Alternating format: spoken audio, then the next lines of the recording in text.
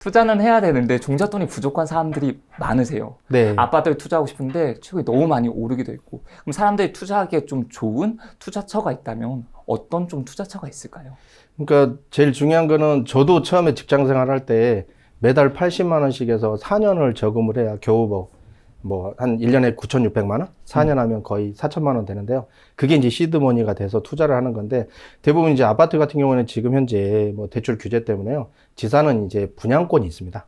예를 들어 3억짜리다 그러면 계약금. 지산이 뭔가요? 예, 지산이라는 거는 지식산업센터를 네. 이제 줄여가지고 지산이라고 네네. 하거든요. 그래서 분양권이 3억짜리가 있다. 그러면 계약금 10%를 내니까 3천만 원을 내는 겁니다. 그래서 3천만 원을 이제 시드머니가 있으면 투자를 해가지고 한 2년에서 2년 6개월 정도 있으면 뭐 주변에 이제 땅값, 인건비, 자재비 모든 비용들이 올라가기 때문에 이게 이제 프리미엄이 붙습니다. 그러면 이제 이걸 가지고 전매를 하기 때문에 만약에 계약 금액의 3억에 10%가 올랐다.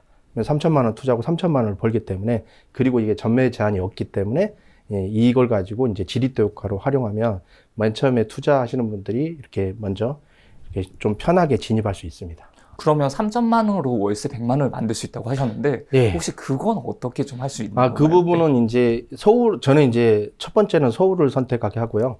두 번째 선택은 역하고 5분 거리.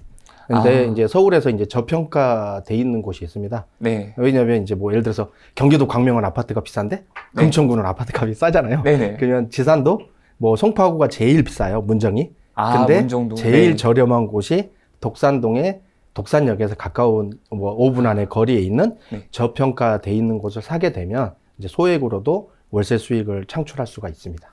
혹시 수도권이 아닌 서울로 규정 짓는 이유가 있을까요? 뭐 지금 현재로서는 뭐 금리도 오르고요. 또 두 번째는 이제 공실 우려 때문에 그렇거든요. 왜냐하면 공실이 되면 네. 관리비부터 은행 이자를 내게 되면 뭐 아파트 같으면 하우스 푸어처럼 이제 지산도 이런 리스크에 대한 해지를 해야 되기 때문에 저는 대부분 보면은 서울에 무조건 사시라고 하거든요. 네. 예.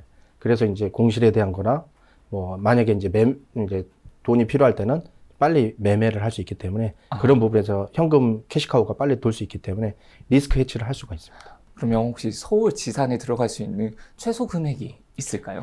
최소 금액은 만약에 이제 분양권을 산다고 하면 3천만 원 정도 되는 거고요. 네. 만약에 이제 나는 독산동에 월 임대료를 좀 받고 싶다 그러면 한 5천만 원에서 6천만 원 정도면 충분히 구할 수 있습니다. 5천만 원 정도 얼마짜리를 매수할 수 있는 거예요? 지금 현재로서는 80% 정도 대출이 나옵니다. 그러니까 대출 규제가 없기 때문에 80%요? 예. 그러니까 예를 들어 뭐 5억짜리다. 그러면 4억은 대출이 나오고 현금이 1억이 있어야 되거든요. 뭐 대출 규제 전혀 없나요? 네.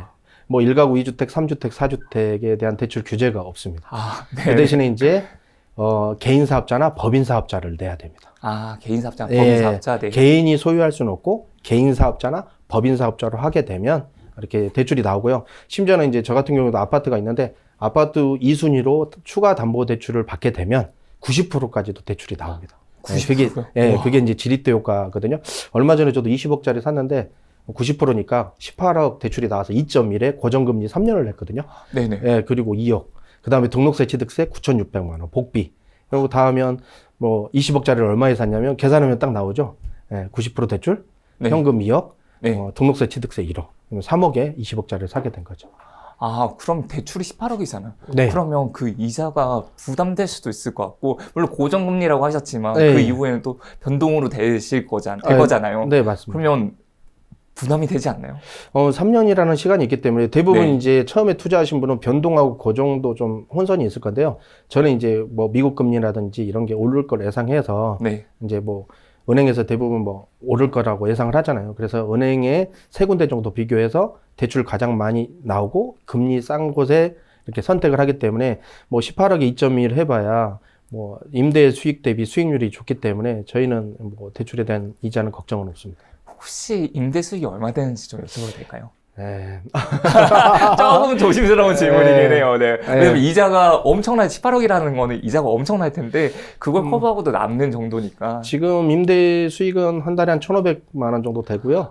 제가 대출이 한 50억 정도 있거든요. 그러니까 뭐 방금 전에 이야기한 서도 이야기했던 20억 살 때는 18억 대출 있고 또 뭐 구로에도 있고 가산에도 있고 여러 군데 분산돼 있다 보니까 50억에 대한 대출 이자를 빼면 그래도 한 달에 한 600 정도 세금 다 빼고요. 이자 네. 빼고 재산세, 교통분담금 이런 모든 비용을 다 빼고도 네. 예, 한 600에서 700 정도 이렇게 수익을 창출하고 있습니다. 아, 네. 이게 채당인가요? 네. 아니, 채당이라기보다는 여러 채를 합쳤을 때 그 정도. 네, 여러 채를 다 지금 22개 호실을 다 합쳤을 때에 대한 아. 수익을 이제 전체적으로 대출 50억에 이제 이자는 평균 네. 고정금리는 한 2.1에서 2.2 정도 되고요. 거기에서 이자 빼고 이제 재산세, 교통분담금, 그 다음에 또 제하고. 세금 빼고 법인세 또 내야 되고요. 내야 될 거 진짜 네, 많네요. 내야 될 게 너무 많습니다. 왜냐하면 네.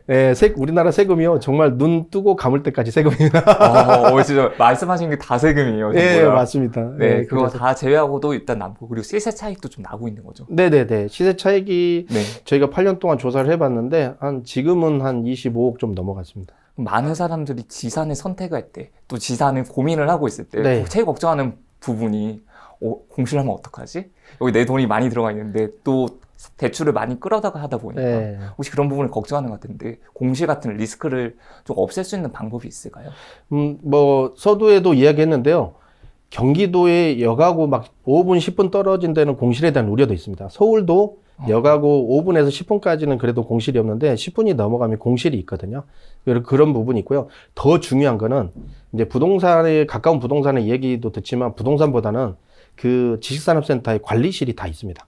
관리실에 들어가면 관리실에 방문해가지고 소장님이나 실무자를 만나서 공실이 있는지 여부를 확인하면 공실이 없는데 사면 공실에 대한 리스크를 줄일 수 있습니다. 왜냐하면 내가 뭘 부동산을 사려고 해도 기본적으로 하루 정도는 마케팅 서베이라고 시장 조사를 해야 되는데 그냥 부동산 말만 믿고 사면 안 되거든요. 그래서 이제 뭐 훌륭하신 전문가의 상담을 받거나 이렇게 해야 되거든요. 왜냐하면 한번 계약하면 그 다음에는 뭐 환불이 안 되는 거잖아요. 계약금 10% 날릴 그러니까요. 수도 있기 때문에 네. 그런 부분에 대한 리스크를 충분히 부정적으로 보는 거죠. 리스크는. 왜냐하면 그렇게 봐서 하나씩 해결하면 부정 플러스 부정은 강한 긍정이거든요.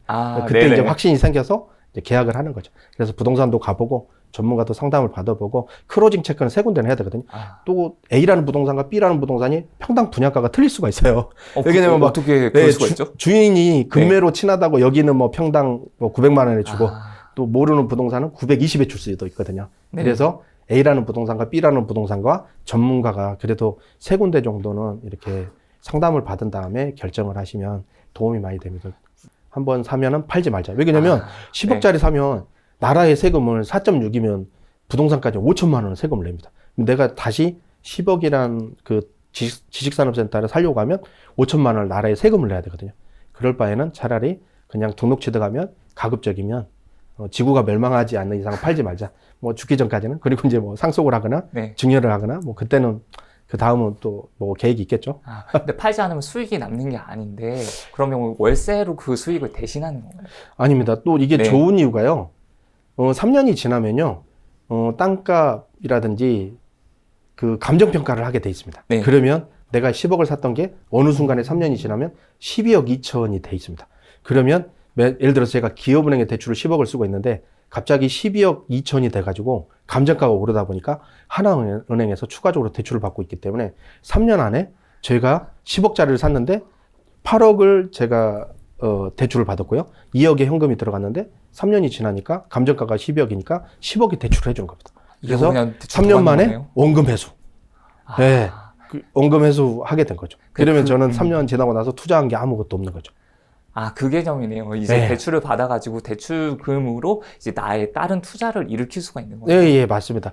그러니까 대부분 뭐 아파트도 하나 사서 원금 갚아야지. 지식산업센터도 하나 사서 원금 갚아야지 하면 5년, 10년 지나서 결과적으로 비교하면 갭 투자 하신 분과 그냥 나는 한 채, 똘똘한 아파트 한 채, 지산 한 채보다 이게 그 눈덩이가 틀립니다. 처음에 네. 조금에는 눈싸움 할 때 눈덩이 조그맣게 하다가 어느 순간에 이게 눈사람처럼 바뀌잖아요.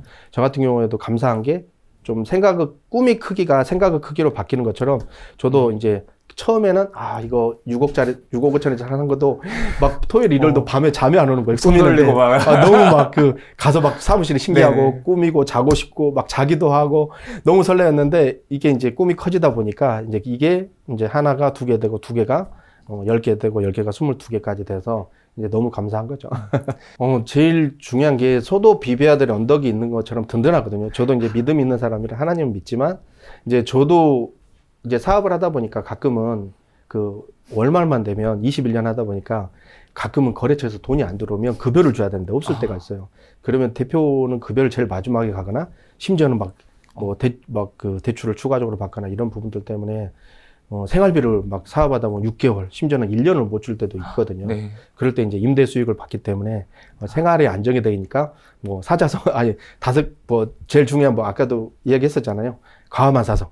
가정이 평온해야 직장 생활도 잘 되고 사업도 잘 되는데, 그런 부분에서 생활비를 못 줄 때가 되게 많이 있었는데, 매달 임대료가 나오니까 이제 가족들을 지킬 수 있어서 네. 너무 감사하더라고요. 네. 그냥 그런 걱정은 없으시니까 꼬박꼬박 달달 들어온 돈이 생기니까. 네, 그러니까 이제 너무 감사하고, 또 그게 또 물론 자본주의 시대다 보니까 최소한의 생활비 정도는 생계를 유지하게 해줘야 되거든요, 가정에. 그런 부분에서 너무 이제 그게 행복하고 너무 감사하다 보니까, 그게 참, 이게 100만 원이 작으면 작고 크다면 큰 돈인데 저한테는 정말 큰 돈이었거든요. 왜냐면 사업하다 보면 한 달에 4천만 원 적자 날 때도 있고, 이거를 1년 2개월 하다 보면 4억 2천 적자 나서, 심지어는 집도 팔아야 되고 사무실도 팔아야 되고 이런 맞아. 상황까지 있기 때문에 임대료가 나온 게 저한테는 정말 너무 좋았습니다.